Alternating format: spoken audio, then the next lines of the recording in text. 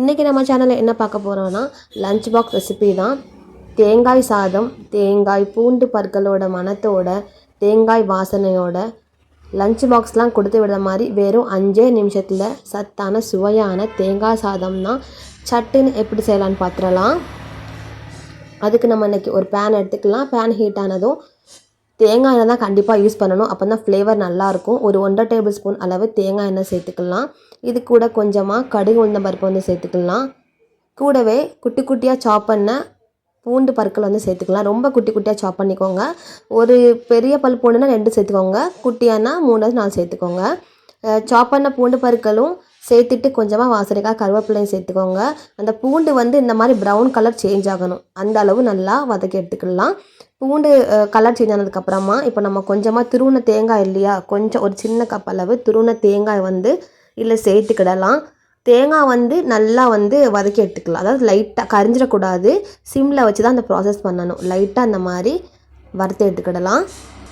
ஒரு 2லேருந்து 3 நிமிஷம் போல் அடுப்பை வந்து சிம்மில் வச்சுட்டு வறுத்து எடுத்துக்கலாம். நீங்கள் வந்து அப்படியே மசாலா பொருள்லாம் சேர்த்திங்கன்னா தேங்காயோட பச்சை ஸ்மெல் போகாமல் அவ்வளோ டேஸ்ட்டாக இருக்காது. ஸோ 2 நிமிஷத்துக்கு அப்புறமா இப்போ நம்ம மசாலா பொருள் சேர்த்துக்கலாம். மசாலா பொருள்னால் கொஞ்சமாக மஞ்சள் தூள், ஒரு கொஞ்சமாக ஜீரகத்தூள், வாசனைக்காக ஜீரகத்தூள் சேர்த்து நல்லாயிருக்கும். இது கூடமாக கொஞ்சமாக பெருஞ்சீரகத்தூள், சோம்புத்தூள் வந்து சேர்த்துக்கலாம். சேர்த்துட்டு நல்லா கிளறி விட்டுக்கலாம். ஒரு 2 நிமிஷம் போல் அந்த மசாலா ஸ்மெல்லும் போத வரைக்கும் 2 நிமிஷமாக நல்லா கிளறி விட்டுக்கலாம். ஸோ பச்சை ஸ்மெல்லாம் போனதுக்கப்புறமா இப்போ நம்ம தேவையான அளவு சாதம் எடுத்து வச்சுருப்போம் இல்லையா, அதை வந்து இதில் வந்து கொஞ்சம் கொஞ்சமாக சேர்த்துட்டு கொஞ்சம் கொஞ்சமாக நல்லா மிக்ஸ் பண்ணி எடுத்துக்கிடலாம். மொத்தமாக சேர்த்துறாமல் கொஞ்சம் கொஞ்சமாக நம்ம வந்து சாதம் கூட அந்த தேங்காய் பேஸ்ட்டும் நல்லாவே மிக்ஸ் பண்ணி எடுத்துக்கிடலாம். இந்த ஸ்டேஜில் நீங்கள் தேவைப்பட்டால் உப்பு வந்து அட்ஜஸ்ட் பண்ணிக்கோங்க. காணலன்னா அந்த ஸ்டேஜில் கொஞ்சம் உப்பு வந்து சேர்த்துக்கோங்க.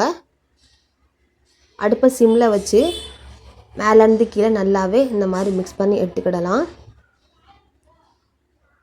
ஸோ ஸ்டவ் ஆஃப் பண்ணுறதுக்கு முன்னாடி கொஞ்சமாக மிளகுத்தூள் வந்து சேர்த்துக்கலாம். நல்லா வாசனையாக ரொம்ப டேஸ்ட்டாக இருக்கும். இது கூடவே 1 டேபிள் ஸ்பூன் அளவு வந்து நெய்யும் சேர்த்துக்கலாம். வாசனைக்காக டேஸ்ட்டு அவ்வளோ சூப்பராக அவ்வளோ அருமையாக இருக்கும். ஒரு வாட்டி மிக்ஸ் பண்ணி எடுத்துக்கிடலாம். அவ்வளோதான், ரெடி ஆயிடுச்சு. இப்போ நம்ம வந்து தேங்காய் சாதம் வந்து ரெடி ஆயிடுச்சு. நீங்கள் தேவைப்பட்டால் லாஸ்ட் அண்ட் ஃபைனலாக குட்டி குட்டியாக கட் பண்ணால் மல்லி இலை தலையும் இதில் சேர்த்துக்கிட்டால் நல்லா வாசமாக இருக்கும்.